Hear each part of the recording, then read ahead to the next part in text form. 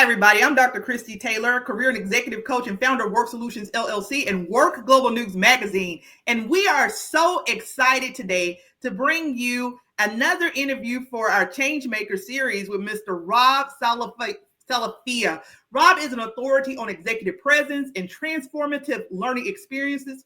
He is an MIT Leadership Center Master Executive Coach and the author of Leading from Your Best Self. Develop your executive poise, presence, and influence to maximize your potential. Rob, we are so excited today to have you here. That was a lot to read through, right? But I'm going to have to get you to get my name right, Christy. And Salafia.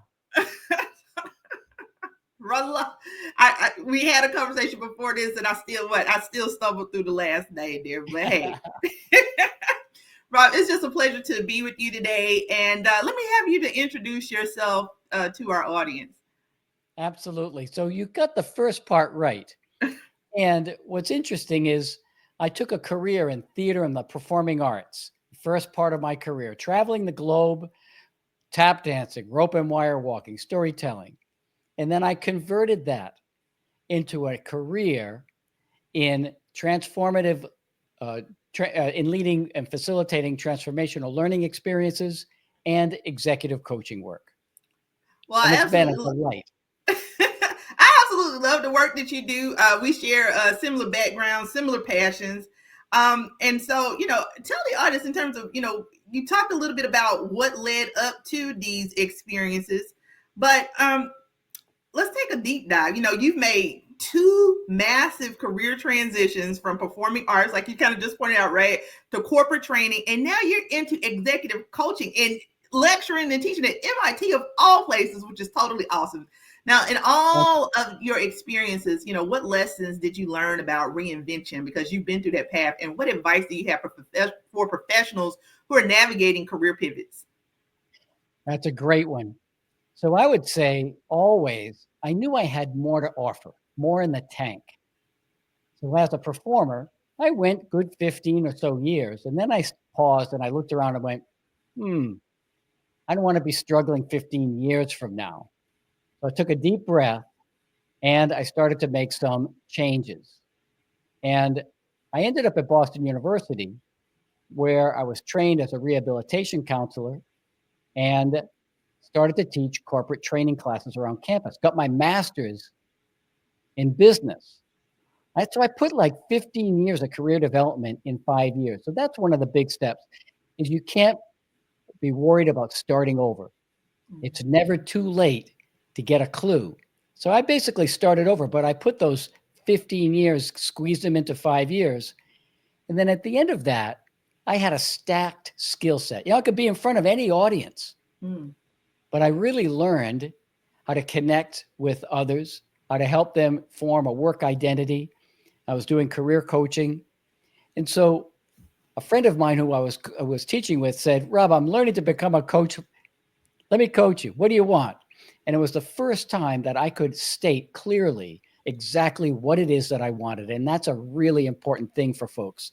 Have a vision for yourself. I said, I have a stacked skill set. I want to be introduced to 2 or 3 consulting companies that could see me for what I have to offer. Well, as luck would have it, I met a friend that was working with a company that was a training company that used theater methodology. Oh, awesome. I got an introduction. I ended up, the door opened up, and I ended up being their top sales executive for 12 years. Go figure. Well, you have had just such an awesome experience. And what I think, one of the things that really makes you unique, in my opinion, is the incorporation of this theater and how you blend all of these methodologies and just really, Rob, all of the things you've done in your career, how you said you would pack 15 years into 5, your work, it just transcends. You blend this theater methodology with leadership development, which I think is so unique. And so let's talk a little bit about that and take a deep dive. How does your background in performing arts help leaders to enhance their executive presence? And I can just say probably a presentation from you or or a speech from you, it's probably, if I'm looking to you from advice, I'm sitting in a class where I don't see that just being a PowerPoint, death by PowerPoint experience. I'm sure it is so engaging. So talk a little bit about your background in theater and how that really has helped with how you support leaders in their development.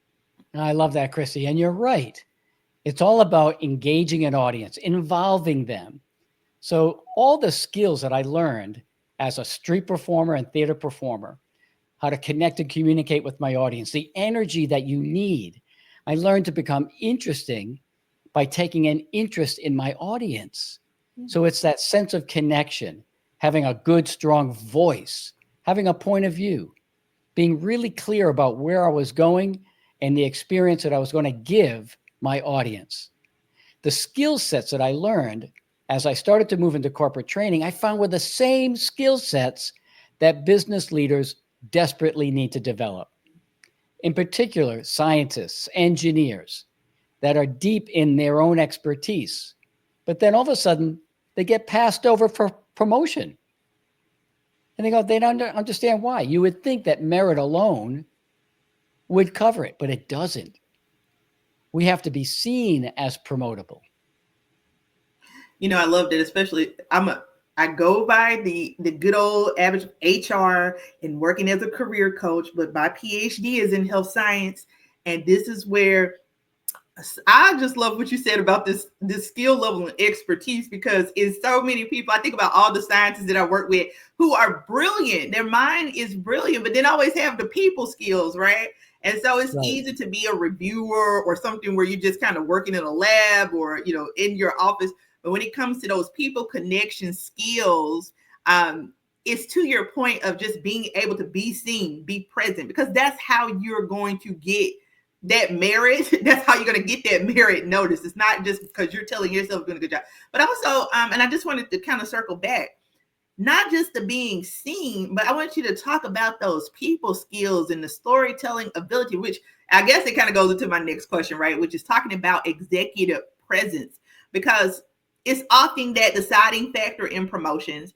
And so what are some of the top, and I think you pointed some of these out, right, Rob? What are some of those top reasons that talented professionals, they struggle to be seen as promotable? And how can they overcome those challenges? Great. And a lot of these challenges are self-imposed. As an example, I started coaching this woman in an international European bank, head of marketing. She was amazing, an amazing contributor. She had always had ideas. But she was continually getting passed over for that next level big promotion. And then I saw it. I'm in a room with over 50 of the top leaders in the bank. And her boss, the CIO, turned to her with a big smile and said, "And now I'd like to commend Katie for all the work that she's done," and gave her a beautiful moment. Then I saw her just shrink. Her face got beet red, and she shrunk, and it was like she couldn't take in the praise. And that happens to a lot of folks. What she was doing was sending a message that I'm not ready for this yet. Well, come to find out, she was a jazz singer on the weekends. I said, wow, okay. So what happens when you take a break and someone walks up to you, you're still standing on the bandstand, and they say, amazing, how much they loved your performance. What do you do? She kind of puffed up a little bit and she said, I say thank you. And she's this beautiful sense of pride. I said, what's keeping you from doing the same thing when your boss, identifies you in a large audience? She goes, I never thought about that. It was an epiphany for her. So for her to make that leap, that's why I love theater, the performing arts, and anything artistic, because it's your love and your passion for what you want to do. She made that link to those things, and now she's off to the races. All she has to do is just relax and accept. What I really love about what you're doing here, Rob, is you're helping people to find that natural place where they where they can thrive and they flourish, and then you're bringing those attributes to the forefront. You're bringing those strengths to the forefront. Now, one of the things that you really emphasize is you helping leaders bring their authentic. That kind of goes into my comment there, because just like you help her, you found out that I would say this, that even to as you're coaching her, and even the fact that you learned that she was a jazz singer on the weekends, right? She felt a sense of connection and level of comfortability with you to take it outside of their corporate space and share, here's what I'm doing personally on the weekends, right? And then you leverage that to build this connection, to help her build her confidence, to really embrace this ideology of executive presence and being able to accept the praise that somebody gives her. Now, one of the things that you really emphasize is helping leaders to bring their authentic selves into the workplace. And I think that was a great example. What you gave there. So, how can professionals balance authenticity with the expectations of corporate leadership? Because as you continue to grow in your career, that expectation rises, but it doesn't mean that even if you're an entry level worker, right, you can still be practicing executive presence. You can still be kind of projecting that level of leadership that you are pursuing. What are your thoughts, Rob? So it's all about understanding that as a leader, it's not your job to have all the answers. Mm-hmm. It's your job to guide the way. It's your job to understand that it's not about having a veneer of invincibility, that you have to be perfect, correct, that you can't show any sign of weakness. Quite the opposite.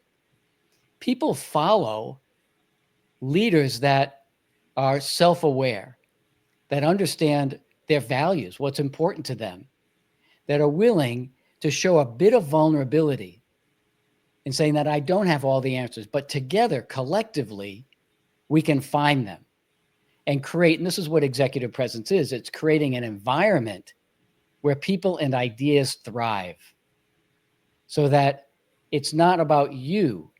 It's about unleashing the collective intelligence of your teammates, of the people that are in your team.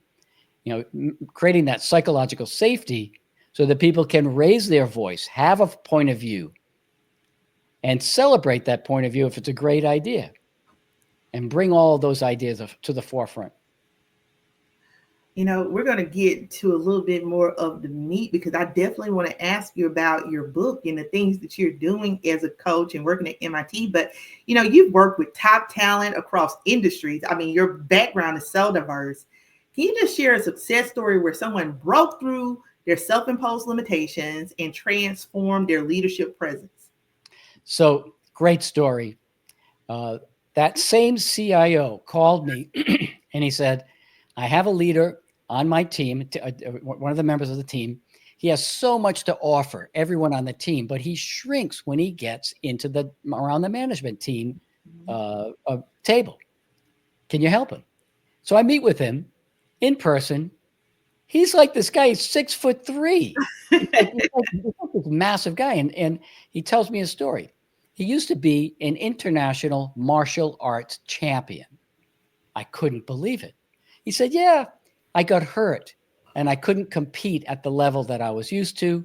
So I wrapped up that entire identity, put it in the attic, locked the door, went back to school for IT. This happens a lot. Yeah. He said he got a job in the IT, working for the CIO of this international bank, same one. And he said, I feel like a fish out of water. And then I paused. I said, do me a favor. Sit in that seat right there as though you're about to go out and on a match, about to go out onto the mat and fight. He sits in the seat and he gets really heavy, really wide. And I saw this transformation in front of me. I said, oh my God, how do you feel? He goes, I feel like a fighter. He goes, I love this. I said, do you have any anxiety of stepping out? He goes, never. I never had anxiety. I left it all on the mat. And I asked, I said, did any of your teammates know that you had this background? He said, no, I wouldn't share that. It's not appropriate. I beg to differ with you. Your boss, and I know him, would love to hear your story and ask him if you could share it in the next team meeting. And that's what he did. 2 weeks later, I'm talking with him, and he said the whole world has changed for him. He shared his story. They were blown away. They all shared their stories. They're now fully connected with each other. And he said his confidence just flew out of the roof. So that self-imposed limitation of locking our identities, we have to take all of ourself with us. That's what makes us powerful and unique and transform whatever it is that we're working on. Rob, I want to talk a little bit about your book. And I know, we gave you a set of questions, but I just have to go back to it because we're using these, talking about all these principles of people being self-led. And, even this example of you, um, again, making this connection with this guy and this transformative story of getting him to dig a little bit deeper and Yeah. identify some personal attribute or some personal experience that is outside of his corporate persona, right? But bringing these personal experiences in to really make your corporate persona pop, because sometimes we think that I have to have this specific persona to work in this corporate environment or to be seen as a leader. But it's all those things, those experiences combined that I've had that have shaped me into who I am. So, you have this book, um, Leading from Your Best Self. I'm not going to say the whole title again, Yeah. but I want you to talk a little bit about that, and how has all of these experiences, this dynamic way that you've been able to connect with people and get them to recognize how the person that they are outside of work, if they can bring that into work, they can become their best self, right? Yeah, that's exactly right. Because our best self it's a combination of who we are, our real self, what we show up every day, Mm-hmm. and a vision for ourselves. Like, what are we in the process of becoming? And if they're aligned, then we show up as the best version of ourselves. That's when it feels effortless. Yeah. It feels like we feel natural. That's when results exceed expectations. And reminding people that those are the moments where we can, if we tap into those are our strengths. When we go from a strengths-based approach, what do I know that I do really well? And when we're in our best selves, when we take our expertise and we apply that expertise to solving complex problems, that's where it begins. Mm-hmm. And then we have stepping up to that next level of leadership, stepping beyond our expert area of expertise. That's where it gets difficult for a lot of folks, where leadership is different than being the expert. Now it's a shift in mindset, role, and identity. So every time we take a new position in an organization, we tap into when we were at our best, our strengths, but then also start to grow and learn what are the expectations of the person that I need to become Oh, in this next role. So it means making a shift from being the expert. When you first step into people leadership, it's about being a developer of talent. When you're a director, you're still focused in on a line of business. So you're still in execution mode. When you step into that enterprise level of vice president and above, now you're speaking across the organization. The themes are different. It's not about it's not about doing, it's more about being, guiding, being the person that people want to follow, that your ideas resonate with them. I have an expression. Your ideas cannot resonate, or your words cannot resonate until you learn how to resonate your words. So that's a theater technique of vocal cadence and vocal presence work, of enhancing the quality and the sound of your voice so that it resonates with others. And then how you communicate mm-hmm. clearly, slowly, articulately, so that you're able to land your messages with impact. Yeah, I love that because you have done such an excellent job of just tapping into the human side of how this works. Because sometimes we just think like, I have to be fit into a particular model. Now, we've talked about you working with people one-on-one, and we've talked about your book and some of your approaches to coaching. Your business itself has really adapted significantly, shifting from in-person to primarily virtual coaching. How has that really changed? How has this change really influenced the way that you can deliver transformational learning experiences and how you support clients? Wonderful. Great question. So you can see by the image that I have here, I've really worked hard at understanding the medium. You have to Mm-hmm. understand the limitations of online training. You have to make sure that you're clear, people can connect with you. That's always been a primary theater technique. What I learned in theater is when somebody says, "How can I connect better with my audience?" I said, "It's not about that. It's allowing your audience to connect better with you." So that Mm-hmm. takes a bit of vulnerability. Now I have to learn in a virtual world online is how can people connect better with me? So in one-on-one coaching, when somebody says, "What, Rob, your picture is amazing," if I feel like I'm right in the room with you, bingo, that's what you want. You want good clarity. And then you take your learning design, your methodology, the same methodology that I did when I was in person, and I apply it to online training. I mean, putting people into breakouts, giving them questions, giving them things to work on together, coaching each other, coming back, talking about it. It's always energized. So, as a facilitator, or rather, as an entertainer, I would always infuse my performances with a high level of energy when I was facilitating programs in person, infuse it with high level of energy. And when I'm online, it's the same thing. You have to bring your game every moment so that the other person feels like this is your most important meeting, presentation, whatever it is of the day. I love that. I mean, you hit the nail on the head. Now, I'm gonna shift a little bit because I want to talk about how you integrate certain principles, diversity, and inclusion. These are critical for innovation, and so you talk a little bit about how you're making this transition as you into this virtual world. And I love your background setup. How do you integrate the concepts of diversity and inclusion into your executive coaching and leadership development programs? That's another good question. So, diversity and inclusion, these are critically important concepts. And I'm not just talking about race, I'm talking about ideas, I'm talking about everything that I've done programs all over the world. Guess what? As human beings, we have more in common than we do difference. We need to celebrate the difference. So if you're a Ford Motor Company and you're trying to pop out the same car, you're not looking for difference. You're looking for the same thing to happen over and over again. If you're looking for innovation, you want to lean into difference, whatever that difference is. You want a diversity of thought, opinion, experience, ideals, values, whatever that is, because that's what makes great products, great innovative ideas thrive. And then inclusion is the environment that you're trying to create.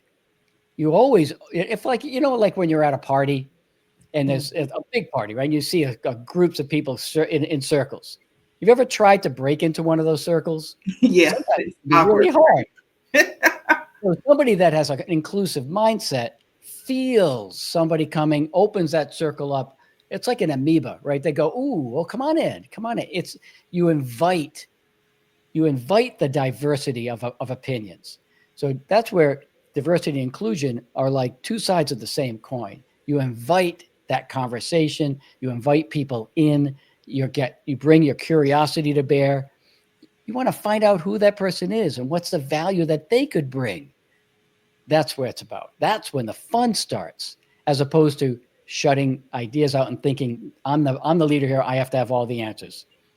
Yeah, and Doesn't I work. think yeah, and I think it goes back to what you said about enterprise level, right? You can't be a VP and then try to have all of the answers, right? You have a team of dynamic people that you've hired and brought in because of their skills and expertise who, if you have a vision, they can contribute to that conversation and carry out the execution portion of that vision. And a lot of times if you bring them in the room and get some perspective, they can even help you to kind of shape and round out your vision because they kind of know what's going on the ground floor. They keep you connected. So Such a great perspective. Now, last question here. Looking ahead, you mentioned you're going to continue to grow this brand so that your business can run itself or even be sold in 5 years. What's your vision for the future of Protagonist Consulting Group, and where Well, you headed? it's a great question. And Chrissy, when COVID hit and I went predominantly virtual, and I still do probably 90% of my work virtually, what I found was my business went up. More work came in, and I work with, because we're still leading virtual teams. We're on virtual calls all the time. We might be, and it's a mixing, it's shifting platforms, it's shifting, from hybrid to to online to in person. And we have to get comfortable with that. And so I found that the programs that I'm doing right now I do one, it's called Effortless Executive Presence. It's a 16-week program. It has 8 live virtual sessions. I have a learning platform with video reinforcements. I have a Google, it's like I record everything. I've been doing these now for 2 years. I consistently get between 16 and 18 people enrolled, and consistency over time. This is the thing about when you do sessions in person, they're wonderful. They're galvanizing, they're energizing. But then you want to make sure you hold on to that and sustain that energy from a learning perspective over the course of months. Mm-hmm. So the combination, I find, of a kickoff session in person, online sessions, and then one-on-one coaching is unbeatable from a learning perspective. Yeah. And so what I'm doing is I'm growing this now. I'm having a big push, talking with a lot more people, a lot more companies. I'm bringing in a few other facilitators that get how to do experiential learning, and we'll see what happens. In 5 years, I imagine it's going to be very different for me. Well, I love what you're doing. I love the vision that you've set. And Rob, we're going to wrap it up here, but this has been a fantastic interview. And I always try to point out and highlight, how are people the change makers? You took your diverse career experiences and you are championing other leaders to come into their own by simply being human, to not being this robotic model of what we think a textbook corporate leader should look like, but finding that humanism and bringing it into that space and allowing people to get to know you as you and seeing that as a strength. And I absolutely love that. Now, Rob, where can people find you and connect with you? And of course, we're going to have all of your contact information in the description. I'm excited to say that we'll be expanding the magazine and rolling out to some additional podcast platforms in the coming weeks. So if I'm listening to this today, tomorrow, or 10 years from now, what is the timeless advice that you can give our listeners, and let us know how we can connect with you? Well, I say it's never too late to get a clue, to find a role or a position that you can thrive in. Take all your experience with you. And if you're getting a little stuck, let's say in not getting promoted, I have the answer or an answer that could very well help you. And that's my 16-week accelerator. My email address is robsalafia@protagonistconsulting.com. I'm sure you can spell that. So, and send me a note. I'd be happy to get on a call with you. You can go to my website. I'm creating some new programs that are self-paced as well as webinars, and can always do programming in person as well. But very reachable and very open to conversations to see how here at Protagonist we can help you and your organization bring the best out of every person and yourself. Well, thank you so much, Rob. Again, we're going to have Rob's information in the chat, and you can check out his article as well as this interview across our social media platforms. And thanks for tuning in, guys. Remember to empower yourself to be that prescription for change. And stay tuned. Connect with us on WORxGlobalNews.com. That is WORK, WORxK, globalnews.com. Have a great day. Thanks, Katie.